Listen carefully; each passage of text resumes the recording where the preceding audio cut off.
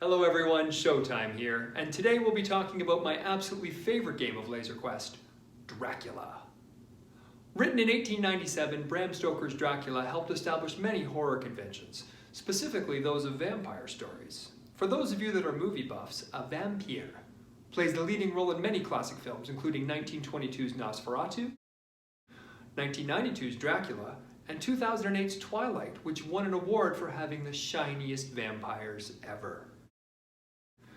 The settings for Dracula are straightforward. There are two teams, the humans, green or blue, and the vampires, red. For the humans, the objective is to survive the game, preferably eliminating Dracula before he's able to plunge the world into darkness. For Dracula, the objective is to feast on the blood of the other players. I mean, to create an army of vampires by eliminating them. When the game begins, the humans enter the arena first and can find a place to cower. Dracula enters last and starts to hunt. In sticking with the theme of the game, remember your vampire lore. If you're killed by a vampire, you become a vampire. In our context, once a human player has been tagged 5 times, they're done. But that doesn't mean their game is over. They return to the airlock, take off their human pack, and put on a vampire pack. They're back in the game as a member of the undead. Chances are the humans will do well until the first player is turned, which will even up the odds. Once 2 or 3 humans become vampires, things will fall apart pretty quickly, and Dracula's victory is almost guaranteed. The trickiest part of this game is the setup. Each non-Dracula player gets 2 activators, one for their human pack and one for their vampire pack. Before the game begins, they'll put on and activate their human pack, which uses their regular codename, and activate a second vampire pack with the other activator. It'll be called something generic like Vampire 2. Set the game type to Dracula and the game time to 20 minutes. Put the humans on the green team.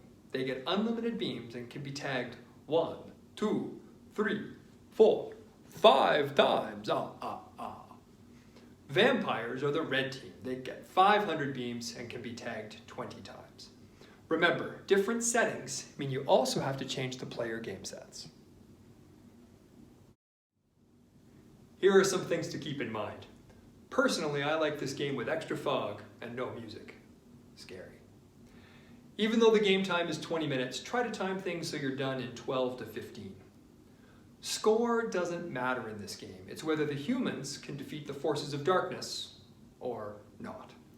You'll need an actual marshal in the game to help players back to the airlock, switch packs, and to enforce the rules.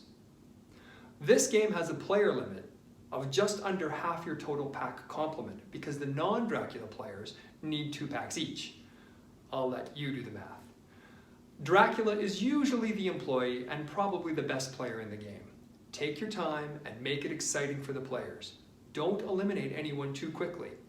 Alternate sneaking and stomping around.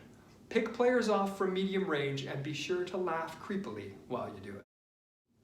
Once you get a sense of the way the game works, feel free to tweak the settings to make it even better. Dracula is a great game around Halloween, but can be played year-round. It's good for experienced players, but new players will enjoy it just as much. Done well, Dracula will quickly become a player favorite in your center and a staple of late-nighter and overnighters. If you have any questions, check the wiki or ask your center management team. That's all for today. Good luck.